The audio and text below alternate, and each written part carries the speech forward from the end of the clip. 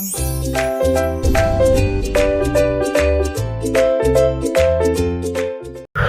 Students, आज हम पढ़ेंगे डायरेक्ट एंड इनवर्स प्रोपोर्शन।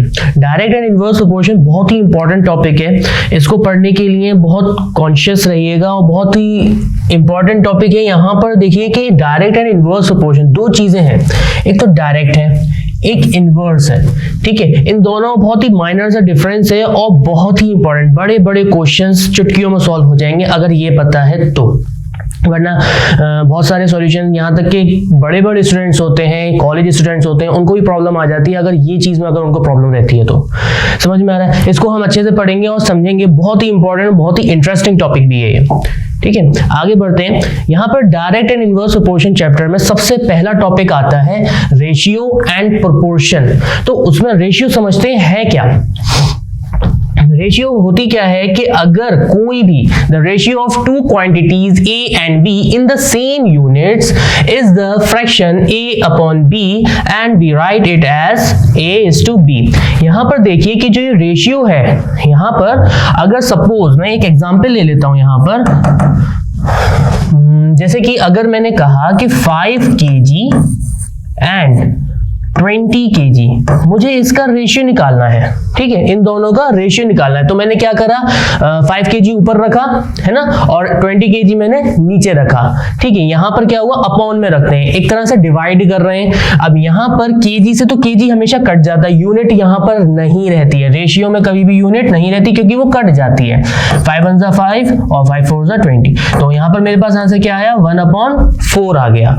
अब ये 1/4 को लिखने का तरीका बस थोड़ा सा बदल जाता है। इसको इस तरह से लिखते हैं 1, उसके बाद में 2 डॉट लगा देते हैं और 4। ये जो डॉट होता है इसको हम पढ़ते हैं is to या फिर रेशियो टू, कुछ भी पढ़ सकते हैं। यहां पे कैसे पढ़ेंगे, 1:4 या फिर 1:4।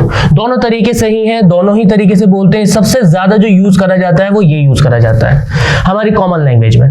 ठीक है, तो 1:4 ये क्या हो गया, 5 kg और 20 kg का रेशियो हो गया। अब यहां पर देखिए, यहां पर कह रहे थे कि सेम यूनिट्स, सबसे मेन और सबसे इंपॉर्टेंट चीज यही है यहां पर, सेम यूनिट्स। यानी कि अगर मैं एक एग्जांपल लेता हूं कि रेशियो निकालना है, सपोज मैं इसको मिटा देता हूं। यहां पर एक एग्जांपल मैं लेता हूं, जैसे कि मैंने निकाला 1000 मीटर टू 2 किलोमीटर, इन दोनों का रेशियो निकालना है।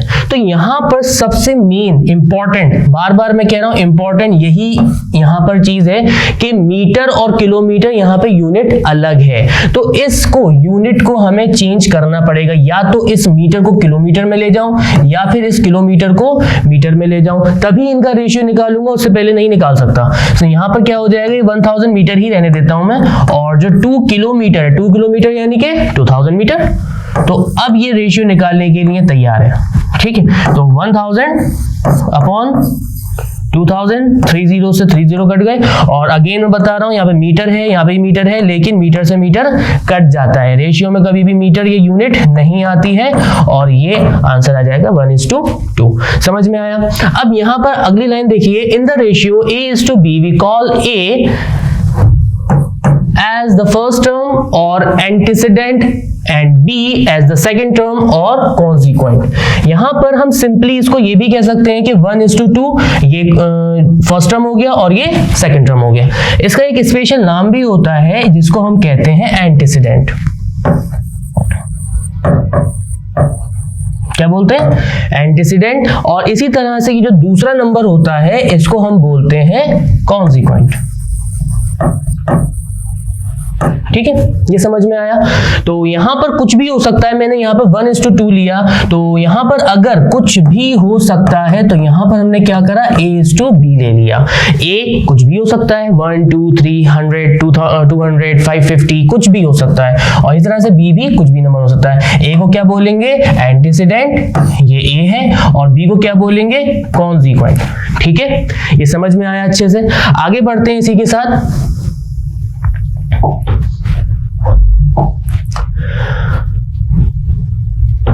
आगे हम बताएंगे, देखो प्रोपोर्शन, अब रेशियो समझ में आ गया। रेशियो क्या होता है? रेशियो को मैंने कैसे लिखा, ऐसे लिखा ना, A:B, ये तो हमारा रेशियो हो गया, ठीक है। A:B भी लिख सकता हूं या फिर इसको A/B भी लिख सकता हूं, ये समझ में आ गया पिछली स्लाइड में। अब यहां पर देखिए कि प्रोपोर्शन क्या होता है। The equality of two ratios is called proportion, यानी कि कोई भी दो रेशियोज हैं, यानी कि किसी भी दो क्वांटिटीज को दो बार हमने क्या करा, उसको इक्वलेट करा। यानी कि यहां पर देखिए कि जैसे कि ये A:B है, यहां पर एक रेशियो तो हो गया, ठीक है। इसके अलावा एक रेशियो मैं ले लेता हूं C:D, ठीक है, एक रेशियो दूसरा है ये, इसको भी मैं क्या लिख सकता हूं, C/D लिख सकता हूं।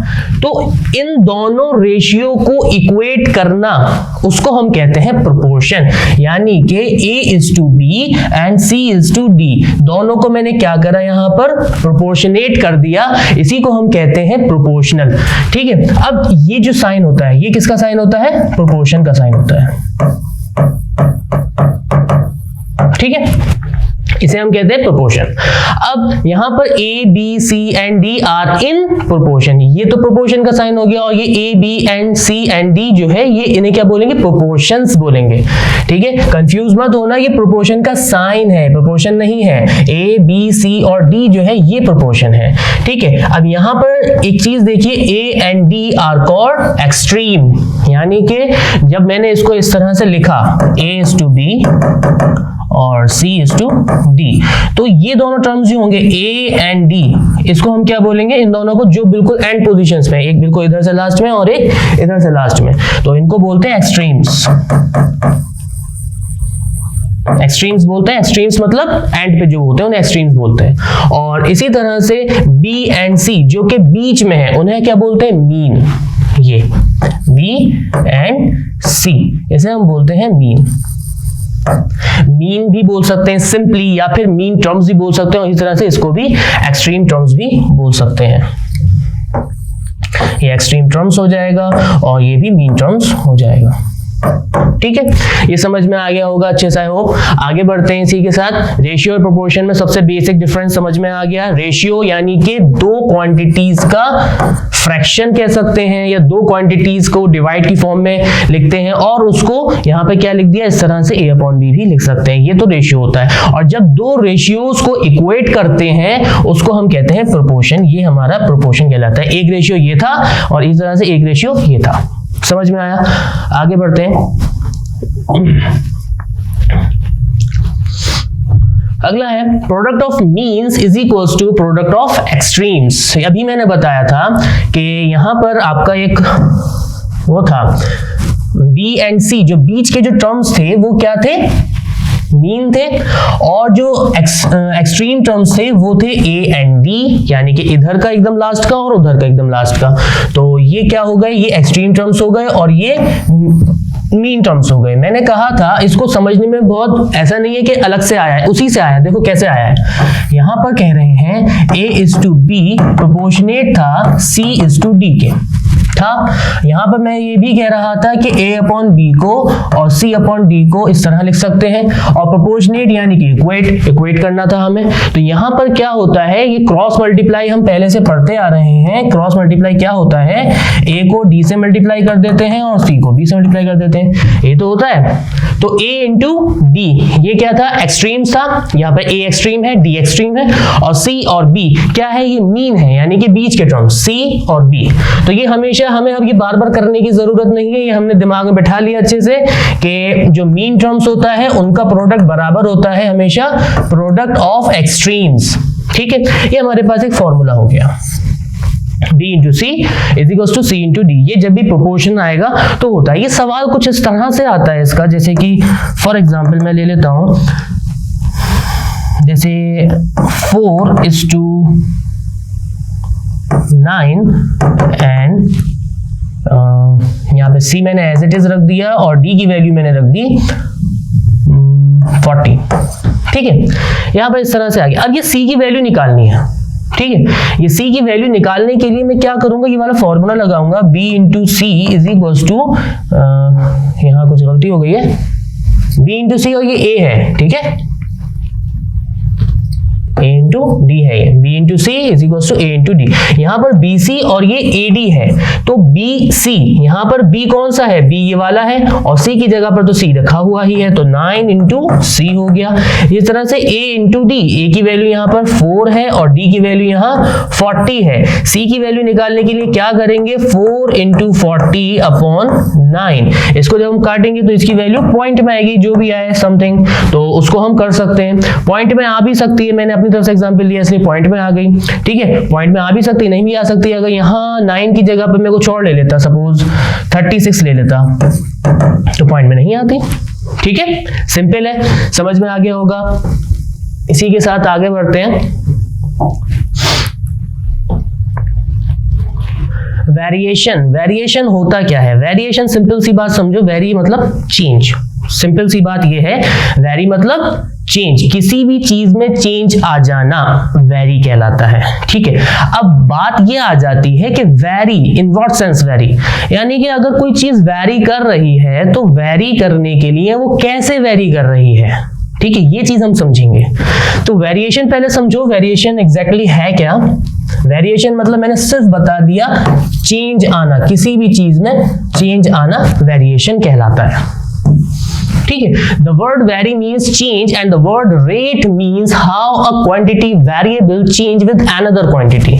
दो चीजें आ गई यहाँ पर, एक तो वेरी आ गया, मैंने वेरी बताया अभी कि वेरी का मतलब चेंज होता है, ठीक है, ये तो सिंपल है। अब बाद में इन्होंने कहा कि rate means how a quantity, rate की बात आ गई, यानी कि जब रेट की बात कर रहे हैं, ये रेट वाला रेट नहीं है पैसे वाला कि कितना रेट है इसका, वो चीज नहीं है ये।